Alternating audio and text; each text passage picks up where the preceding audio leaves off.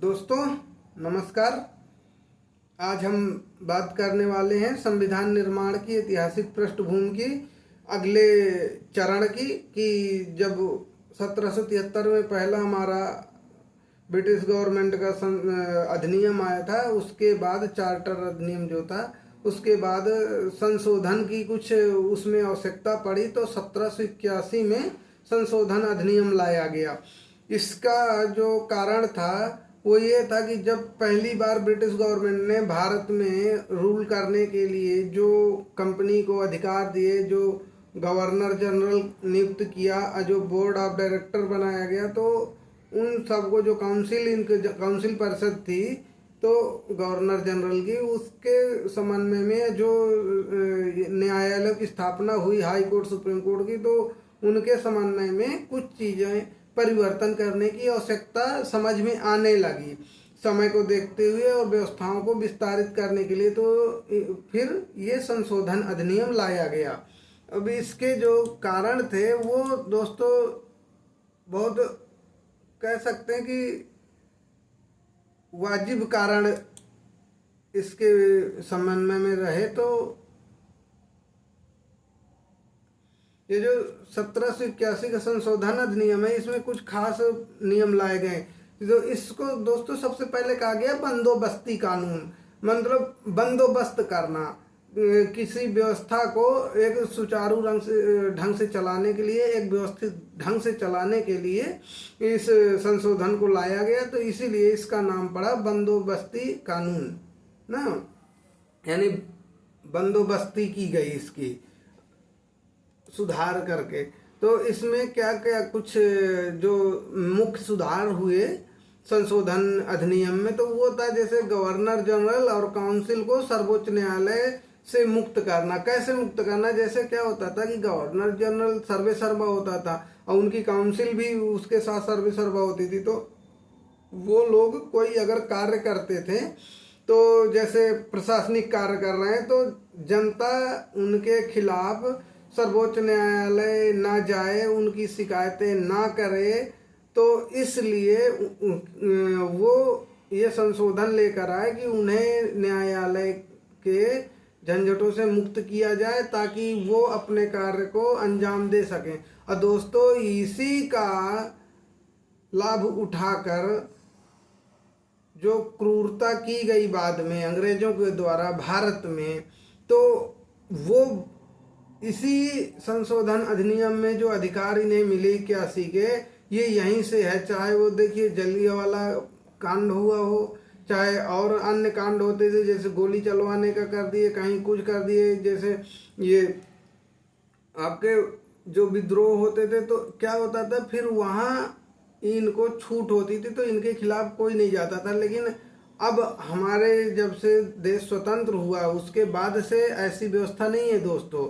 अब अगर कोई प्रधानमंत्री गड़बड़ करता है तो उसके खिलाफ आप जा सकते हैं सुप्रीम कोर्ट। तो इन्होंने बहुत इसका फायदा उठाया और इसी के तहत ये बचते रहे।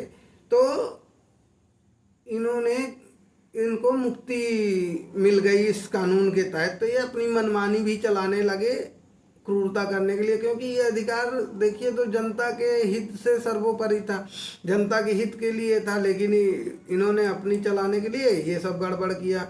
और जैसे ये अपने पद पे हैं, तो पद के दौरान जो भी कार्य करें तो इन पे कोई मुकदमा ना चले, कोई इनके ऊपर इंक्वायरी ना हो। अब ये कार्य सही कर रहे हैं कि गलत कर रहे हैं, इसका कौन निर्धारण करेगा कि ये सही कर रहे हैं कि गलत कर रहे हैं?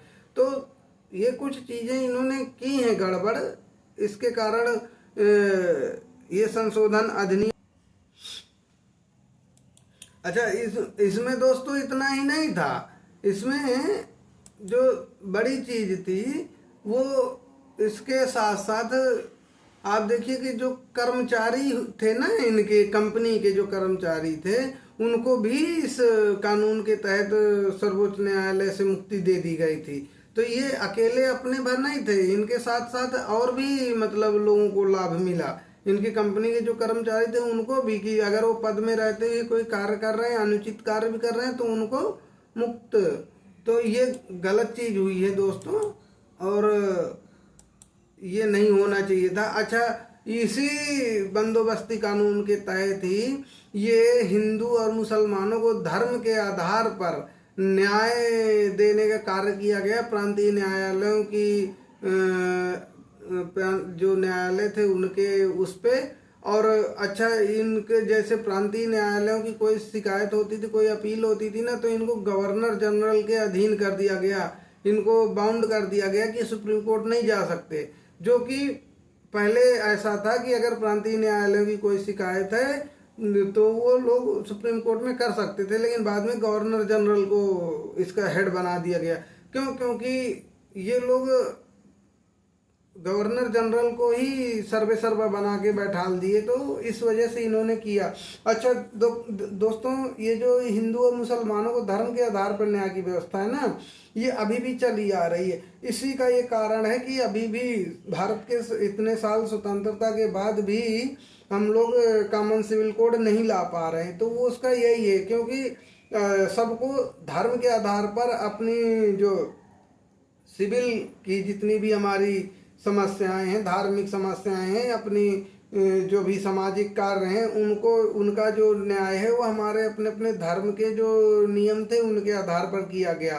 तो स्वतंत्रता के बाद तो दोस्तों आ गया हिंदू कोड बिल, तो उसमें तो हिंदुओं में तो सारे आ गए, हिंदू, सिख और बुद्ध, जैन, तो इनको तो ले लिया गया। लेकिन मुस्लिमों के लिए जो शुरू किया गया, तो मुस्लिमों का जो कानून चला रहा था शरीयत के अनुसार, वो उनका वो आज भी वैसा ही बना हुआ है। यही सब इनको छूट मिली यहाँ से, इस 81 के कानून से। लोग नहीं जानते, तो आज जो लड़ाई झगड़े चल रहे हैं कॉमन सिविल कोड को, तो दोस्तों इनको अधिकार ना 1781 में मिला हुआ था। तो 1781 से जो अधिकार ये हासिल किए बैठे हैं, वो इतना आसानी से कैसे छोड़ दें?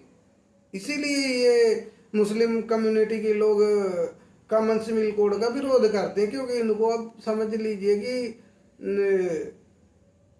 200 वर्ष तो इधर हो गए, 1781, 20 वर्ष इधर, 20 वर्ष इधर, लगभग 250 वर्ष इनको धीरे धीरे होते आ रहे हैं। तो जब इनको इस तरह के अधिकार मिले, किसी को अधिकार मिल जाएगा, क्यों छोड़ेगा वो अपना?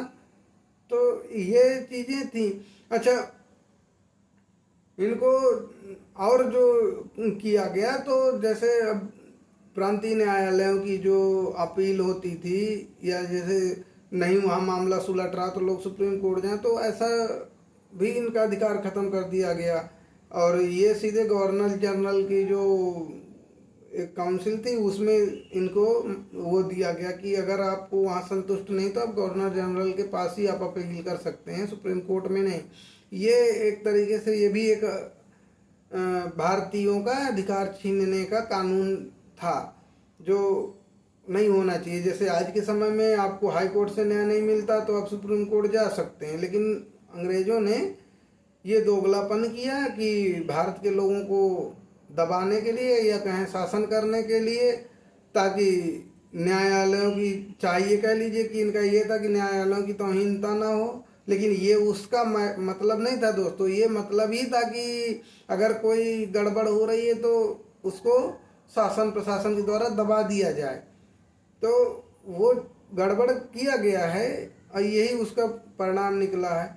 अच्छा, इन्होंने और जो काम किया, तो गवर्नर जनरल की काउंसिल जो थी ना, को प्रांतीय न्यायालयों और काउंसिलों के नियम विनिमय बनाने के लिए भी अधिकृत किया गया।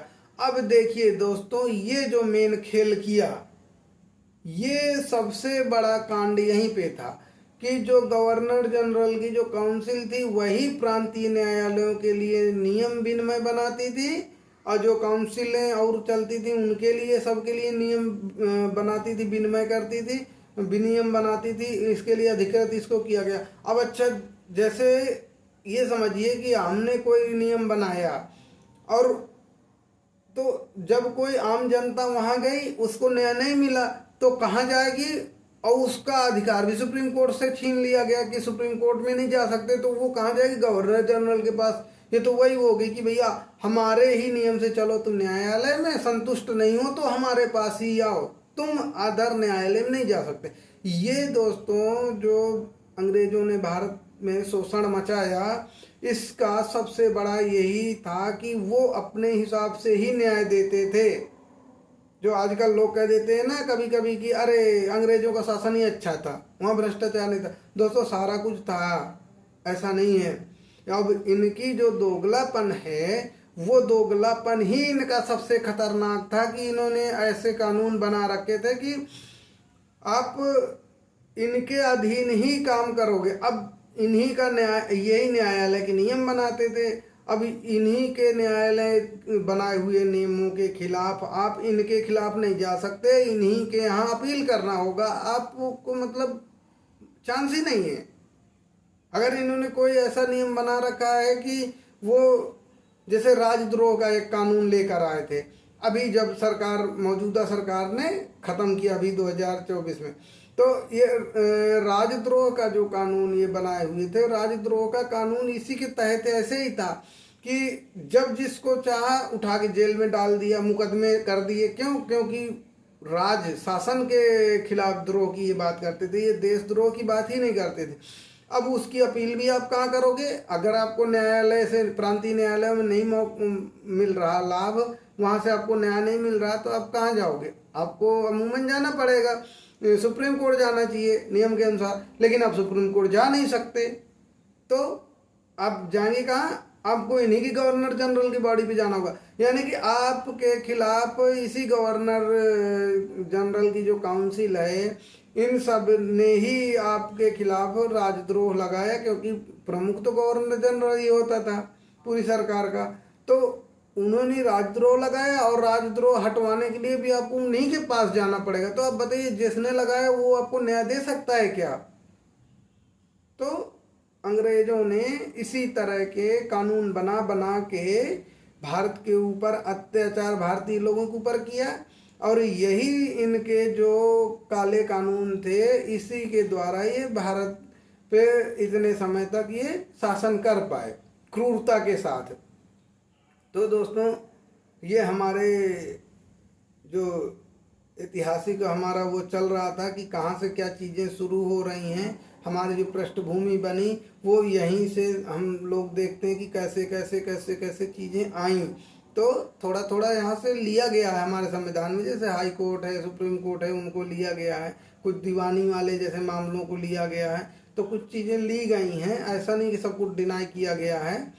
तो लेकिन जो इनके ये काले कानून थे, तो कुछ अभी भी चल ही तो रहे हैं। जैसे हिंदू मुसलमानों वाला ये चल ही रहा है, इसीलिए सिविल कोड में दिक्कत हो रही लाने में।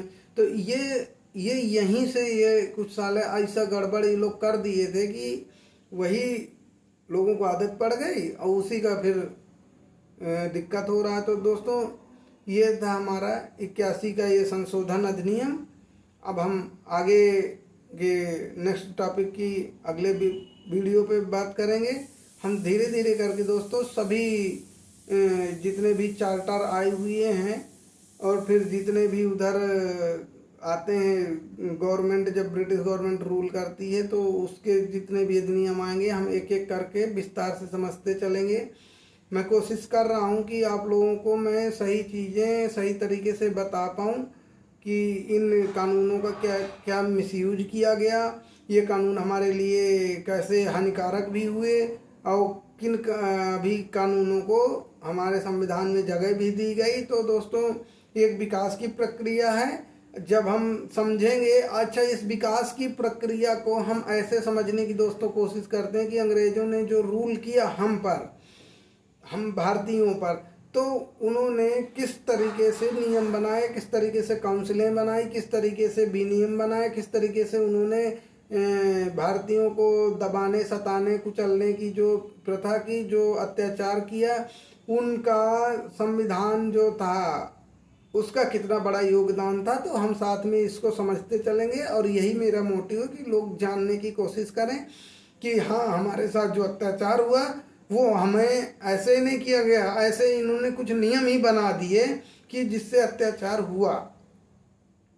तो दोस्तों, वैसे तो हमारी ऐतिहासिक यात्रा है हमारे संविधान के निर्माण की, लेकिन हमें जानना होगा कि अंग्रेजों ने कैसे कैसे हम पर रूल किए, क्या क्या इन्होंने अत्याचार मचाए, तब हम एक अच्छे संविधान की ओर बढ़ पाएंगे। फिर हम जब अपने संविधान की चर्चा करेंगे तो उसमें हम जानेंगे कि आखिर हमने इस इतिहास से क्या सीखा, हम क्यों 60 देशों का संविधान अध्ययन किए, उसके बाद क्यों हम सबसे बैलेंस दुनिया का सबसे बड़ा संविधान बनाए।